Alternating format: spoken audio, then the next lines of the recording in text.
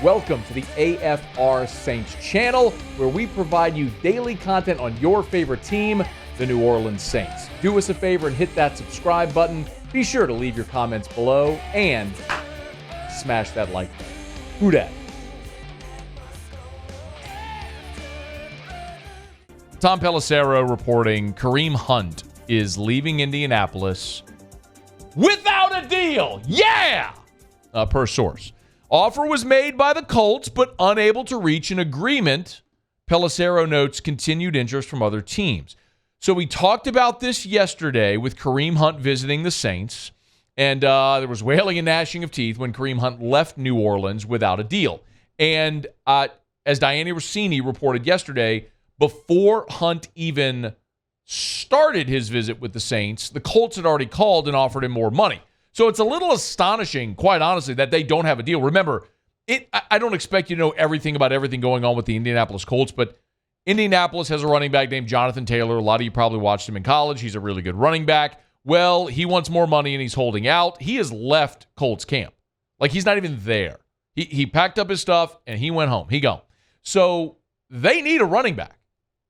And if they're really going to play hardball with Jonathan Taylor, then Indy is a better situation for Kareem Hunt if they're willing to pay him more, and he would have an opportunity to actually play as opposed to coming to New Orleans and being the fourth guy. Now, when Kamara is suspended for the first 3 weeks, Kareem Hunt could be the number 3 behind Jamal Williams and Kendre Miller.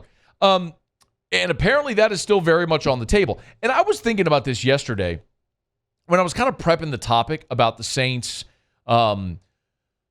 possibly adding Kareem Hunt, and then you think and you go, man, you got Alvin Kamara, Jamal Williams, who led the NFL in rushing a year ago, or rushing touchdowns, a year ago, Kendre Miller, who was dynamic at TCU, and you added with a third-round pick, and then if you add Kareem Hunt, who's a former NFL rushing leader, I'm like, man, that's got to be the best running back room in the NFL. So I was like, let me see what people have said about this.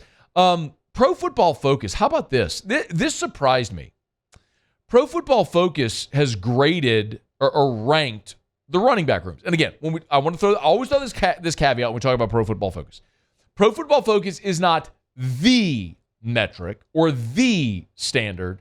It is a metric. It is something to consider.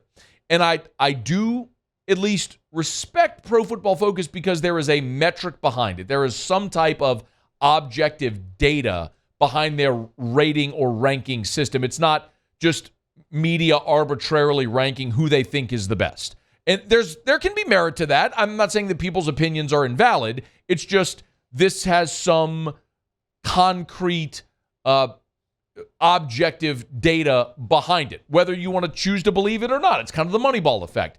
There is at least a reason to argue this that is competent. Anyway, they rank the 49ers as the best running back group unit in the NFL, followed by the Atlanta Falcons. That stunned me a little, but that's a big play on Bijan Robinson, also with Tyler Algier, and then, of course, Cordero Patterson as well.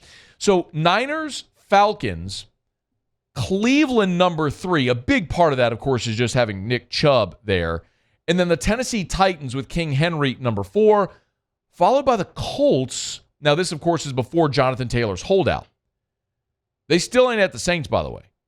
Colts 5, Packers 6, Raiders 7.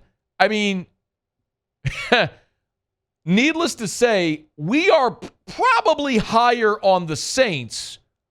Not probably. We are higher on the Saints running back group than Pro Football Focus is. Because they go Giants 8, Chargers 9, Dallas 10, still not to New Orleans, Ravens, Seahawks, Texans, Jets, and then at 15 is where you find the New Orleans Saints, one spot ahead of Detroit without Jamal Williams, who the Saints just got. So presumably, if you didn't sign Jamal Williams, the Saints would be even lower on this list.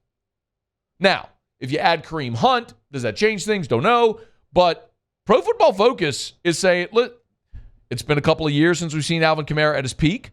He got a career-low 65 PFF grade, receiving grade this past season. Not at his best. He's a player who's tough to bring down in the open field. Saints added Jamal Williams, coming off a season where he was a force as a short yardage back, leading the NFL with 17 rushing touchdowns. Then they point out Kendre Miller earned an 88.5 PFF rushing grade in college last year. So even with Williams and Miller, Pro Football Focus is telling you, Saints running back room, it ain't what you think it is. Now, part of me sees some merit there. I do look at Alvin Kamara, and I'd say, listen, y'all, the Saints have structured Kamara's deal where it's a very real possibility this could be his last season in New Orleans. I don't think that that's definitive, but the Saints have at least given themselves an option to off-ramp out of this deal after this season, after 2023. So it could be Kamara's last year in New Orleans. Let's say Kendre Miller has a kaboom year. You could get out of the Kamara deal after this year. Jamal Williams, I think it's safe to say you've got him for at least 2 years in New Orleans. But there's a path to off-ramp off the Jamal Williams deal after a year. So in some respects, I would say even the Saints, with the way that they've structured this stuff, are telling you that they're not convinced that their running back room is as great as some of us think it might be.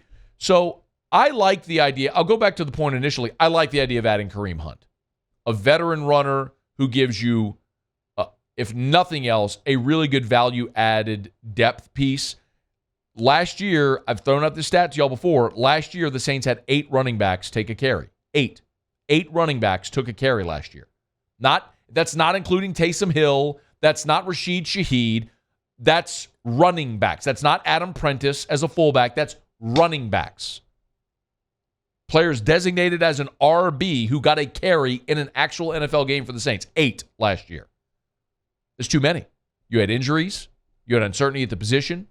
You had, obviously, Latavius Murray, who you brought in, and then he subsequently was signed by Denver. Murray, present. Mark Ingram came in, got injured. His career's over. You were relying on guys like Eno Benjamin and David Johnson late in the season. I get that Kareem Hunt at 28 isn't who he was when he led the NFL in rushing in 2017. But 28-year-old Kareem Hunt as your 4th option or your 3rd option while Kamara's out is better than Dwayne Washington. Fill in the blank of whoever you might take off the scrap heap after roster cuts. So if you have an option still, and the opportunity is still there, as Kareem Hunt left Indy today without a deal, the opportunity is still there to sign Kareem Hunt and bolster running back group, which maybe has more questions than many of us might think, because Pro Football Focus, they rank the Saints running back group. Again, that is an objective, data-driven metric. That's not, here's our opinion on if we like these guys. It's based on their grades. 15th in the league, smack dab in the middle. So, yes, please add Kareem Hunt if possible, especially for the first 3 weeks. Hey, thanks so much for watching. Please leave your comments. I love to interact, and be sure to hit the red subscribe button below.